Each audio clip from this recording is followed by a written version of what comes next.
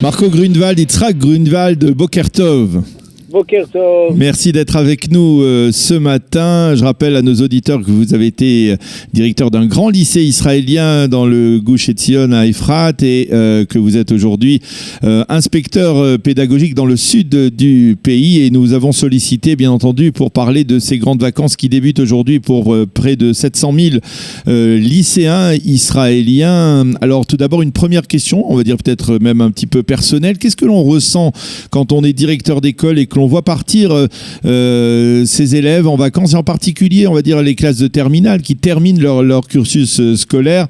Il y a un petit pincement de cœur, il y a des appréhensions, une satisfaction. Qu'est-ce que l'on ressent quand on est directeur d'école? Je dirais comme ça. D'abord, il y a un petit plaisir à aller éteindre la sonnerie. Ah oui. Aujourd'hui, on fait ça sur l'ordinateur, mais un petit plaisir quand même. Mais c'est vrai que de voir les terminales qui s'en vont, certains vont directement à l'armée, d'autres vont étudier dans différents cadres. C'est assez émouvant. C'est très émouvant. C'est une semaine très très très intense, la dernière semaine pour un directeur d'école, avec toutes les soirées sont prises. Mais d'ailleurs, je dois dire qu'il faut quand même prendre en considération que c'est que l'école se termine aujourd'hui, mais il y a encore souvent des épreuves du baccalauréat durant l'été. On le disait tout à l'heure dans le journal. Mais ça reste quand même un moment particulier, c'est certain.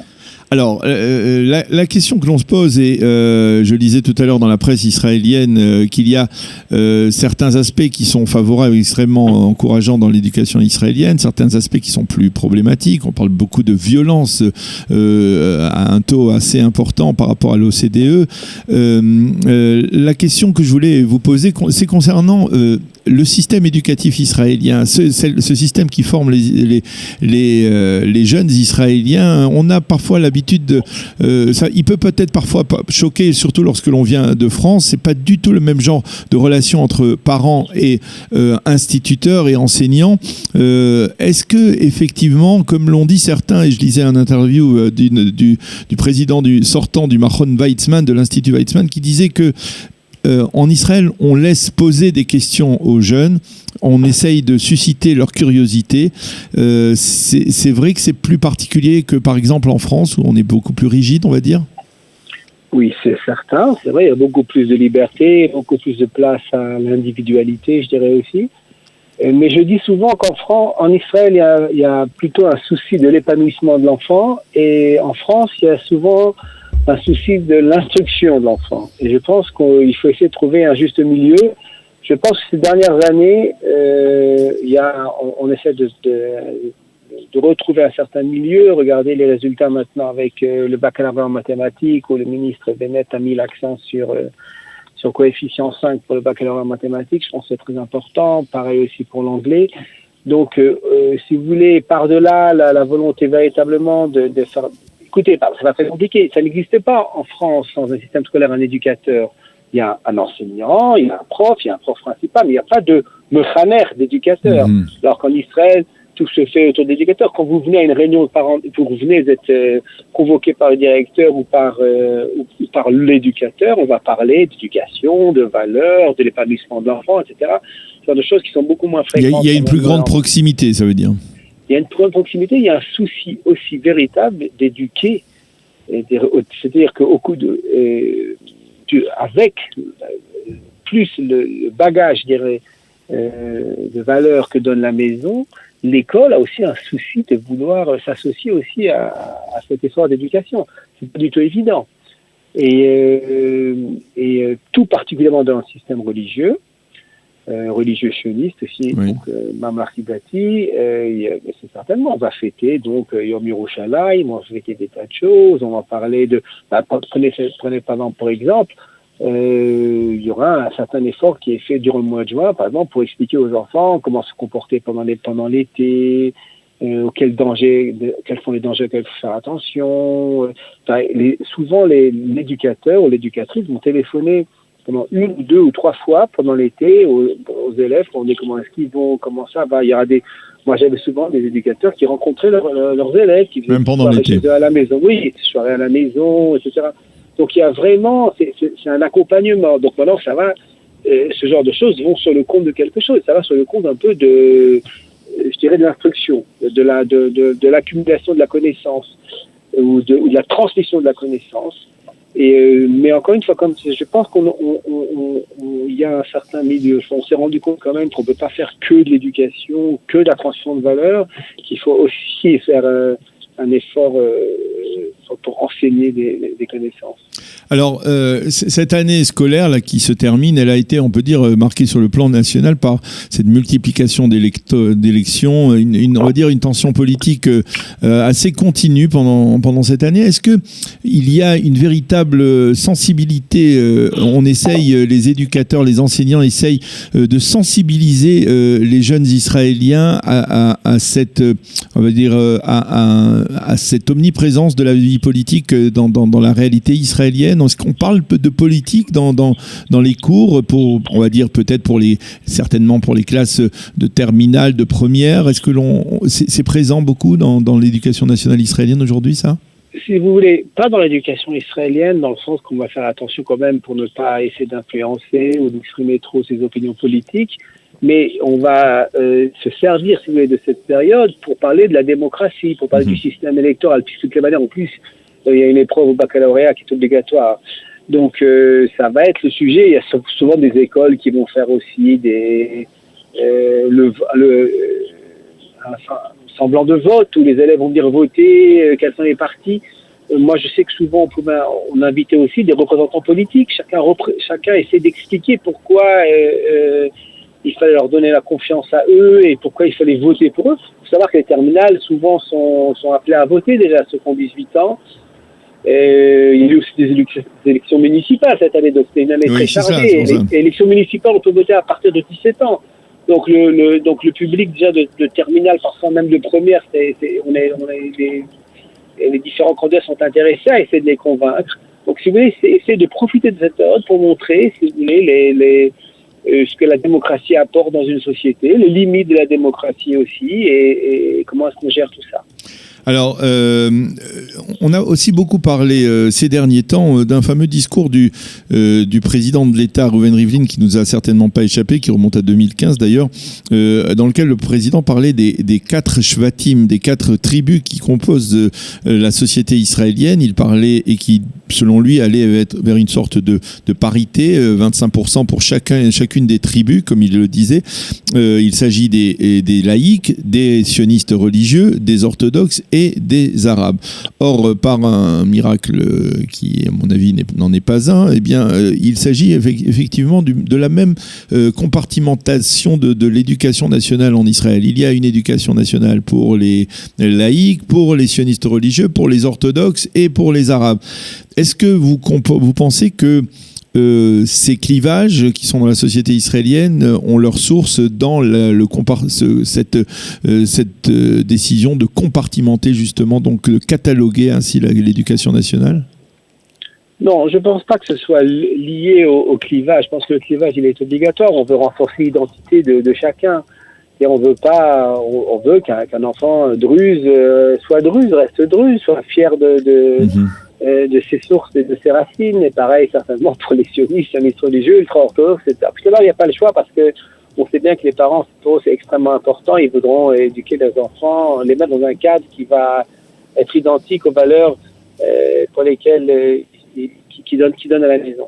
Donc, mais je pense qu'au contraire, c'est ce qu'a voulu souhaiter le président Rivlin aussi, c'est que ces 4 tribus, comme il dit, soient capables de se rencontrer déjà dans le cadre scolaire. Et c'est vrai que... Et c'est le cas? Je pense que il y a certaines possibilités. D'abord, moi, dans le sud du pays, c'est vrai que je suis plus préoccupé par mon mandat, c'est plutôt les écoles sionistes religieuses. Mais hier, par exemple, j'ai assisté à une rencontre avec les inspecteurs de tout le secteur bédouin et les efforts d'éducation très, très importants qui sont investis dans le pays. Une population qui, même si souvent ne va pas à l'armée à l'âge de 18 ans, mais qui veut s'intégrer totalement dans le pays. On sait bien qu'un enfant qu'un élève qui terminera le baccalauréat, qui quittera pas à l'âge de 16 ans pour essayer de travailler pour s'acheter une Mercedes, mais les Mercedes c'est assez fréquent, mais pour ou bien fera attention qu'à 14 ans, il passera pas la majorité de son temps avec les troupeaux, mais qui restera à l'école. Tous ces efforts qui font fait énormément d'efforts, on se rend pas compte combien l'État d'Israël investit, le gouvernement investit dans ce secteur-là. C'est justement pour faciliter cette intégration des Bédouins qui sont musulmans, mais qui soient intégrés dans la société israélienne, qui étudient, qui participent à l'effort de construction de cette société. Donc ça, c'est un exemple très important. Pareil pour les Arabes. Je dirais aussi pour les ultra-orthodoxes. C'est cette population kharédite, si l'école a un sens pour eux et si on est capable...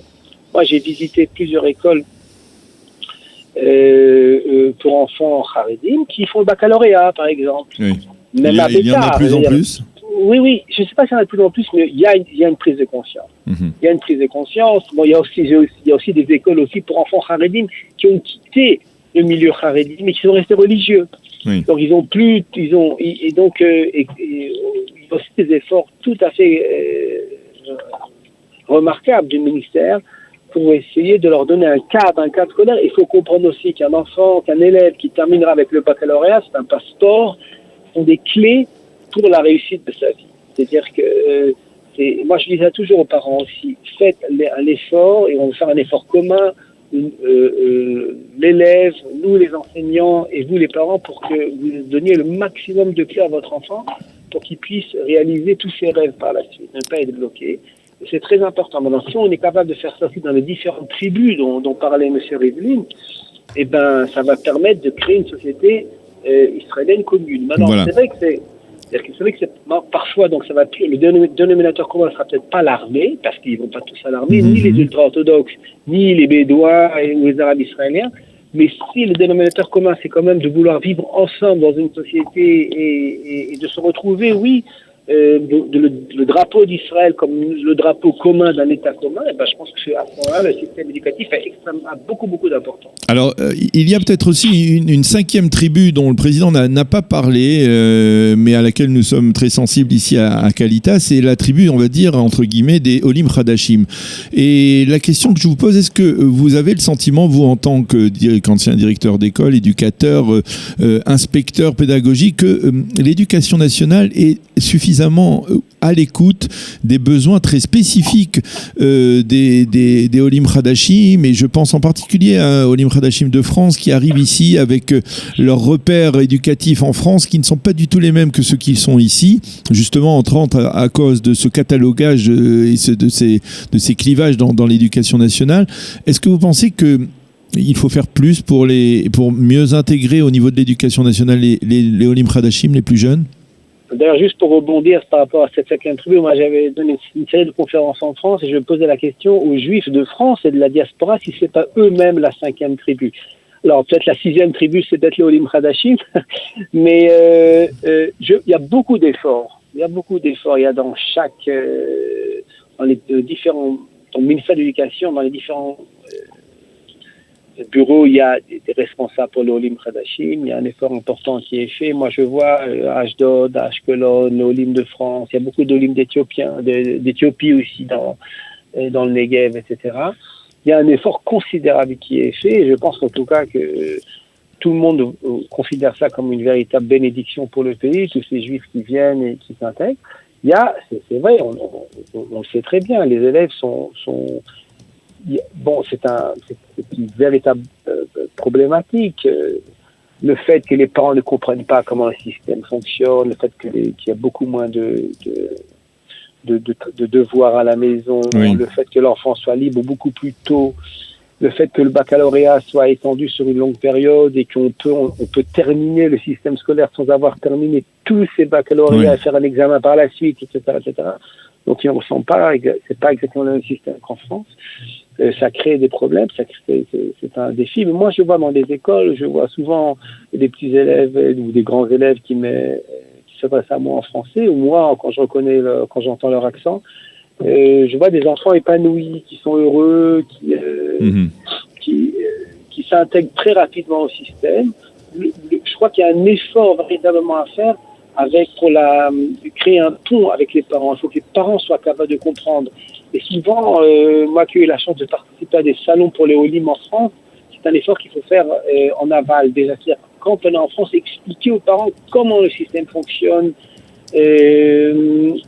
la complexité du système éducatif israélien. Savoir qu'une école qui est mamlartite, donc qui est publique laïque, c'est une véritable école publique qui est laïque. Il n'y aura pas la tuile le matin, il n'y a pas le sidour, il n'y a pas de matière de Kodesh, matière juive. Il faut comprendre. De l'autre côté, souvent, on voit des parents qui viennent inscrire leur enfant dans un Talmud Torah, c'est prétexte qu'ils vont à la Haredi, ultra-orthodoxe. C'est pas qu'il n'y a pas de baccalauréat. Souvent, il n'y a plus de...